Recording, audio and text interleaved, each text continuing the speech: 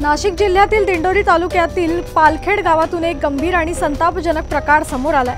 सरकारी जमिनीवर लँड जिहाद केल्याचा मोठा आरोप होत आहे। मिळालेल्या माहितीनुसार सरकारी निधीचा गैरवापर करून या सरकारी जमिनीवर कब्रस्तान उभारण्यात आल्याचा धक्कादायक प्रकार उघडकीस आलाय।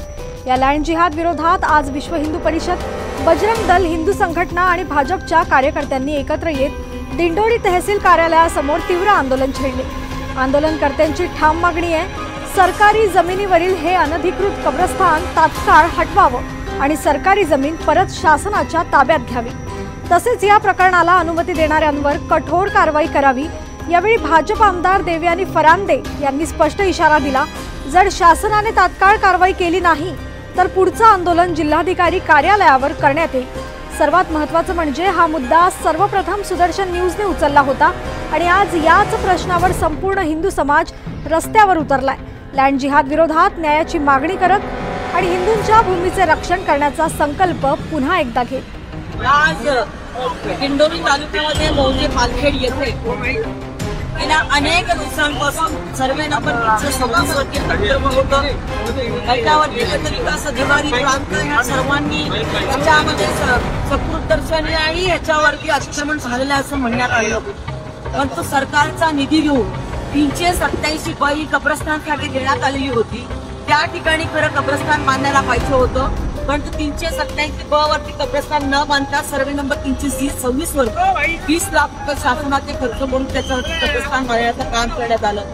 सवाल उठतोय की जर चुकीच्या सर्वे नंबरवरती काम होत असताना सार्वजनिक बांधकाम विभागाचे अधिकारी काय करतात, पंचायत समितीचे अधिकारी काय करतात, गट विकास अधिकारी काय करतात आणि त्यामुळे या ठिकाणी पालखेड मधल्या गावकऱ्यांनी खूप मोठ्या प्रमाणामध्ये शासनाकडे आणि या गट विकास अधिकाऱ्यांकडे 2 वर्षांपासून पाठपुरावा केला, पण त्यांना कुठल्याही पद्धतीचं त्यांनी सहकार्य केलं नाही। आणि आज त्यामुळे सकल हिंदू समाजाच्या माध्यमातून आज या दिंडोरी तालुक्यामध्ये आज आंदोलन करण्यात आलं।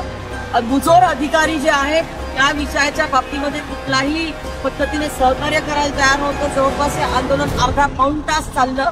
शेवटी मला जिल्हा परिषदेच्या सीओची बोलायला लागलं आणि जिल्हा परिषदेच्या सीओनी सांगितलं की आम्ही तातडीने या अधिकाऱ्यांना बाजूला सारून पेठच्या गट विकास अधिकाऱ्यांकडून तातडीने आज चौकशी करून आम्ही तातडीने सकारात्मक त्याच्यावरती कारवाई करू आणि त्याच्यामुळे आता आम्ही हे आंदोलन जे आहे आता अधिकाऱ्यांच्या निलंबनाच्या आणि जे कोणी अधिकारी याच्यामध्ये दोषी आहेत त्यांच्यावरती देखील मी सीओची बोलले आणि त्यांनी सांगितलं, आश्वस्त केलेलं आहे की याच्यामध्ये जे अधिकारी दोषी आहेत त्यांनी हे समोर दिसत असताना त्याच्यावरती काम केलेलं नाहीये।